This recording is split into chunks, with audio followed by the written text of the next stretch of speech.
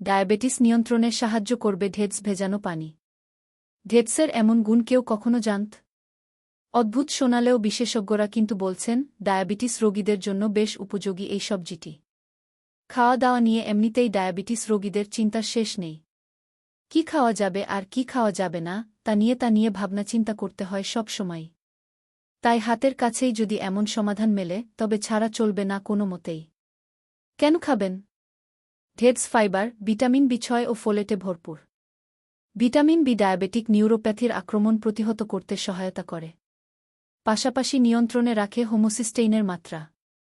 এই উপাদানটি ডায়াবেটিস বৃদ্ধির অন্যতম কারণ। ঢেঁড়সে দ্রবণীয় এবং অদ্রবণীয় দুই ধরনের ফাইবারই থাকে। ফাইবার পাচন প্রক্রিয়ার গতিবেগ কমায়, ফলে খাবার খাওয়ার পর ধীরে ধীরে বাড়ে রক্তের শর্করার পরিমাণ। আর এই সব কিছুর সঙ্গে সঙ্গে ঢেঁড়সের ক্যালোরির মাত্রাও বেশ কম। কিভাবে খাবেন? 4-5টি ঢেঁড়স ভালো করে ধুয়ে নিন। প্রান্তগুলি কেটে বাদ দিয়ে দিন প্রথমে। এরপর বটি বা ছুরির সাহায্যে লম্বালম্বিভাবে চিরে ফেলুন একটি ঢেঁড়স। একটি কাচের বয়ামে পানি ভরে ঢেঁড়সের টুকরোগুলি দিয়ে দিন। সারারাত এইভাবে ভিজিয়ে রাখুন ঢেঁড়সগুলি।